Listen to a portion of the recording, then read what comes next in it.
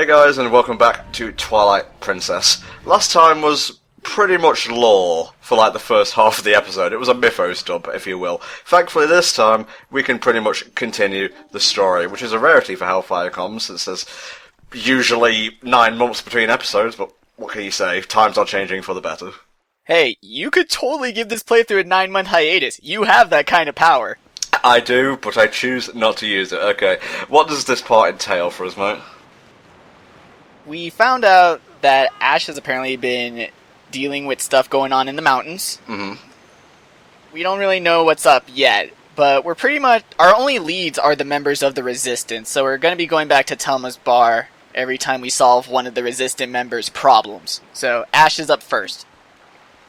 Don't mind me, just invading into mine. Normally, this path is actually blocked by a giant ice wall. It's only cleared up once you get rid of the Lanayru Twilight.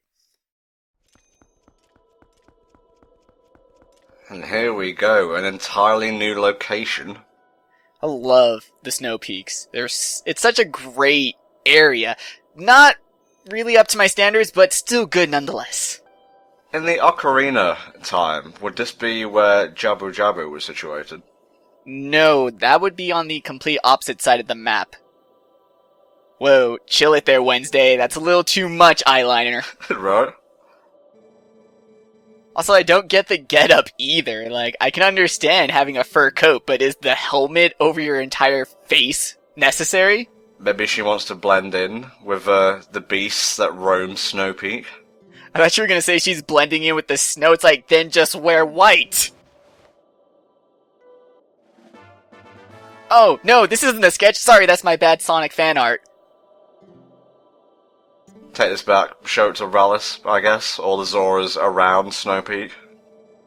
Yeah, because apparently there's a beast that's messing up with the Zoras in their village, stealing their fish, which, wouldn't that be considered murder in the Zora's domain?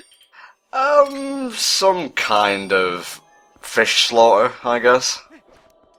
So, we gotta figure out what this beast is, and rather than just simply describe it, because Link is mute, we gotta show him a picture. You, sir, you seen this? Have you seen this terrible sketch?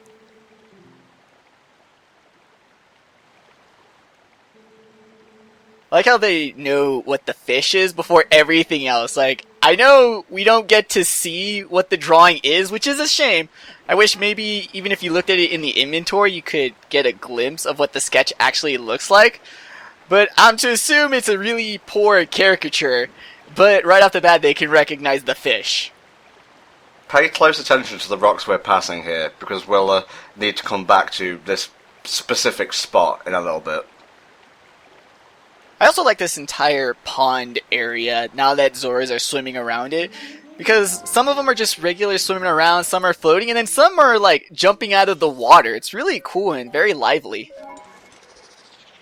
Really hope no one notices us dematerialize into the heavens. I don't get why we have to hide from the Zoras. Like, maybe we gotta hide from the people, but the Zoras give no fucks. They're fish people. They've seen weirder. You'd think they'd be of such an advanced intellect that they've seen it all, they've been there and done it, that they wouldn't really give a shit about a wolf turning into shadow particles. I mean, their queen turned into a ghost. It's not the weirdest thing. Is that a natural part of the Zora evolution? I think she was kind of forced to become a ghost. It's a branched evolution. You either become a ghost, or you become a bird person. How fitting having a Poe imp in a graveyard. No flat, no sharp, 0 out of 10, GameSpot. Yeah. Also no giant tombstone to blow up. Where is Dampe, actually, now that I think about it? That's what I was saying! There is no Twilight Princess Dampe! That's why this game is the worst! Absolute worst. It doesn't matter that its dungeons are top-notch. It doesn't matter that its tone is wistful and melancholic. It doesn't matter that it's got a decent bit of music here and there. No Dampe, 0 out of 10. It's the only reason I play these games. See, the prince is totally chill about his mom coming back and talking to him in the dead. Well, in the dead. From the dead. Is that like the opposite of in the flesh? Yes. I saw a ghost, it was in the dead.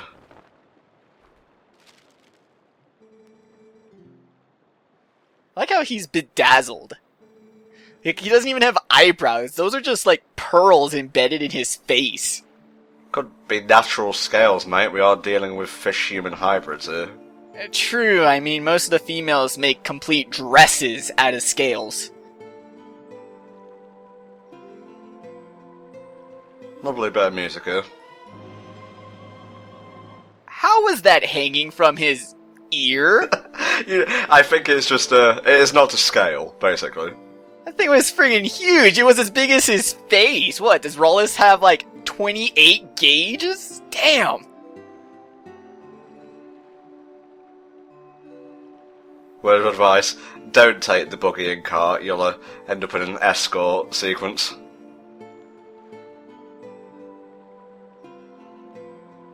It's so weird that this cutscene ends with the camera panning up. I thought that originally happened because they wanted to hide the animation of Rollis swimming back to his village, but then he's still right there. So he's a liar. It'd be so funny if he meant to, like, go away, but you just didn't have enough time to do so. It's like, oh, okay. Look over there. He has to pull the same shit we do when we turn into Wolflink. Okay, now that we've got the means to catch a reekfish, I guess we can head back to Zora's Domain and attempt to do so. Such a stupid name. Reekfish. As you'll see, it's a fish, and it reeks. Boo. No. That's an N-Tom tier pun. Then again, I don't think there's ever been a well-named fish in a Zelda game. Like, at all. Reekfish, Hylian Loach. Is a loach an actual type of fish? I gotta look this shit up. It is. But while you do that, we'll just have to be watching Wolflink swim. Again. A small, elongated, bottom-dwelling freshwater fish with several barbels near the mouth, found in Eurasia and northwest Africa. Oh, so it's actually near you. Oh yeah. Rollis mentioned that the fish is by Mother and Child Rock. That's obviously a reference back to Wind Waker, how you had Mother and Child Island. Not the most interesting of starts to this episode, unfortunately, and it is like the start of a new recording week for us. I promise you, once we start going up Snow Peak, it will get a lot more interesting than just bit-bop, bibbidi-bop, catch some fish.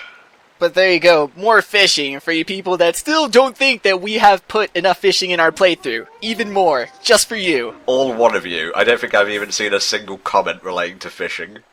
You gotta read between the lines, Tom. Everybody wants more fishing. Also, the reekfish looks suspiciously similar to salmon. Was it necessary to call it reekfish? It's called salmon.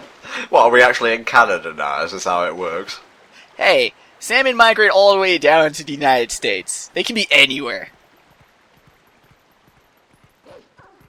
We didn't catch the fish to actually lure the beast out. Instead, we caught the fish to just leave it right there on dry land to suffer and die while we go follow his scent. This is a pretty cool sequence, actually. Quite dangerous as well, because if you fall into the icy water, you won't just take damage, you'll basically wind up at the start of the area again. They wanted to give you that feel of hypothermia because it really made no sense that Link could fall into freezing water and just be hunky-dory about it. Yeah, slowly die, as opposed to a die in mere seconds. Beware, White Wolfos approaching. It's always so weird that the White Wolfos, like, they're sort of the derivative of the original Wolfos, but White Wolfos have been in more games than the regular Wolfos, so shouldn't the gray ones be Grey Wolfos and these guys be the original? These ones are pretty cool. They're like half beast, half kind of spirits with the way they move. It is really cool, and the AI, for the time being, the AI for these wolves is really interesting because it's pretty similar to how wolves actually hunt in packs. Like, none of them come individually. Instead, they try to surround you, and if you manage to get hits on them, they'll try and back off, and then come back at you in another group. I haven't really shown off many hidden caves and whatnot, but don't you worry, there's a prize worth waiting for in here. Has Wolflink been holding all flying enemies in his mouth, or is it just for these bats? I think it's just for the bats. They're small enough to be kept in his mouth. It's kind of hardcore. I mean, he chomped them out of the air and he just throws them on the ground. Okay. This cave is now bereft of ice keys. Let's get what we came for. God knows they were just going to keep bumping into you, then you'd be frozen, and then you would unfreeze, and then immediately get refrozen. And then I would retake, so... There it is. Shampoo? I don't know what that is, man. No, my friend, this is golden chew jelly, or rare chew jelly to give it its proper name. It's so shiny. It's basically Grandma's soup from Wind Waker, without the double helping, of course, because only a grandma could stuff that much soup into one bottle. Grandma's soup has to be the greatest item in all of Zelda. Like, I don't care who you are, I don't care what weapon you like, Grandma's soup is better than everything else in life. Okay, let's continue our trek up Snow Peak Mountain. The thing about following the scent too is that even if you try to memorize, like, the scent, you cannot traverse Snow Peak without actually having caught the fish and memorized the scent. Instead, you'll still get warped out similar to the Haunted Wastelands in Ocarina of Time. That's kinda lame, I'm gonna be honest. Yeah, the only way that you can actually bypass catching the fish is using Map Glitch, because that disables triggers on all maps. So zoning out is actually a screen transition. So if you disable all the triggers, then you can just run straight through the field. Alright, let's do the wibbly wobbly thing again. If the scent went to the rock, does that mean that the beast also paid a visit to this rock? It's a place of music. Who doesn't like music, man or beast? True that.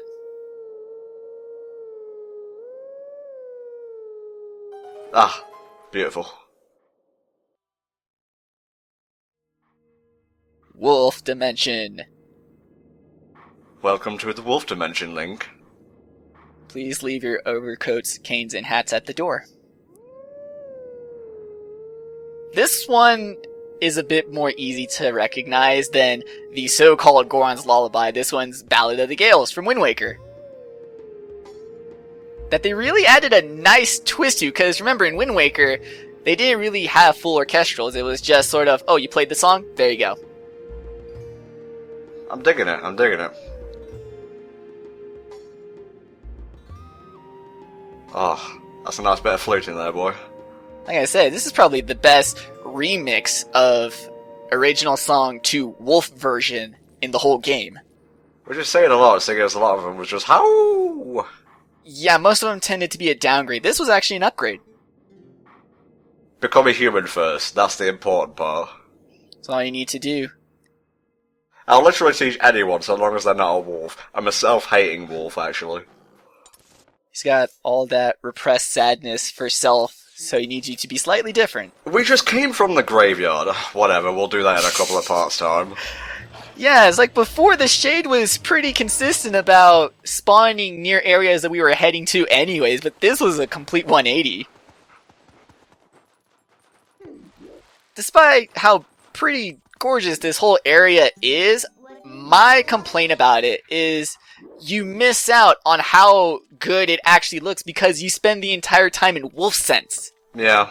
So you never get to see the actual landscape. You just have black sky, white floor, and you can't even, like, just go into Wolf Sense, get a look around, and then switch back to take in the scenery. No, you pretty much have to be in Wolf Sense the entire time to traverse the peak. No, I get that's to give a greater focus on the colour of the scent, make it easier to identify, easier to follow. But they could have given you, like, I don't know, twilight vision instead, so everything's not all black and you can just make out the wonderful surroundings for the first time. Yeah, or at least have breakpoints in the entire peak. Like, I can understand, you know, maybe in the initial field, you needed to use sense to find the first cave, but then after that, it should have been everything is clear, and you could see, you know, trees and rocks and stuff. I don't know. I just want to see something other than black sky. I mean, there was a beta version of Snow Peak, and it looked gorgeous. It looked amazing, and we got none of that. You'll have to show me that after this part. I'm kind of intrigued now. Alright lads, let's get him. Same as usual, boss? Yeah, same as usual. The exact same as usual. Like, come on, we could at least have a different enemy. I mean, sure, we got the Ice Keys helping them out. Ooh, big help. I told you Mooks came through. It could be something different. Look, if you want to have me fight a stupid fight, cool. Whatever. Could I fight, throw in orifice-faced birds? Why not? I just want something new. I think we found the beast of Snow Peak, mate. And he's fluffy! He is a pretty goddamn fluffer, yeah. That is a big reek fish. What fishing rod attachment did you have to use to catch that beast? Holy hell! How did he even catch it? He didn't have a coral earring. How did he catch it without being seen? I think that's the question we're missing out on here. You would think that Aldezoras would have maybe been able to spot and capture this giant-ass guy. I'd be remiss if I didn't make a Welcome to the Himalayas reference here. Don't worry, it's Lemon. Oh, the bit coming up is one of my favourite bits of Twilight Princess. I totally dig his saddle for a hat. Why not? Where else are you going to get a Yeti-sized hat? I'm sorry, but those jokes always tickle my funny bone is when an animal takes an item and uses it for something that's completely outside its purpose. And then it still works, because that is a snazzy, fashionable saddle. Yes, let us slide. I mean, it's cool that you got a piece of the mirror we need, but what's coming up next is just worth the trip up to the peak, I think. We have to have our priorities in order here.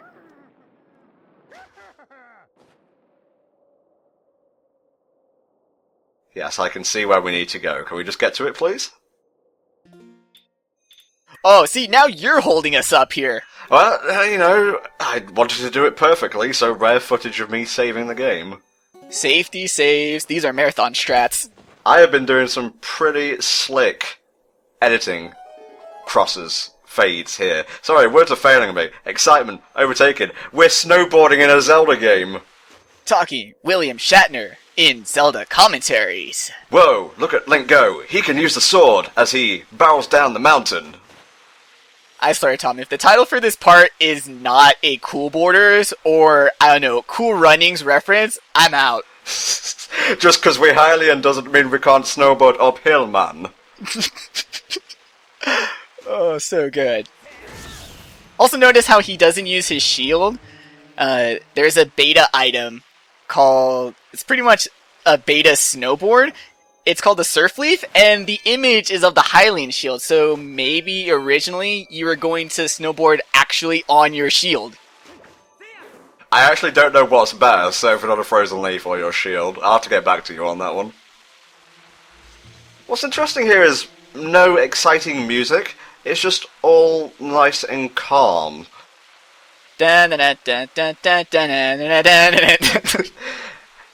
Midna, you made it! Hey, hey, hey! Be cool, be wild, be Twilight. The last one's optional. Yeah. There it is, folks. Snow Peak Ruins, the destination that we will need to reach in mere seconds to find the next part of the Mirror of Twilight. I don't know if I mentioned it, but in the last couple bits here, the music for Snow Peak is actually a rendition of Midna's Lament. I'm hearing that slightly, yeah. A little in there.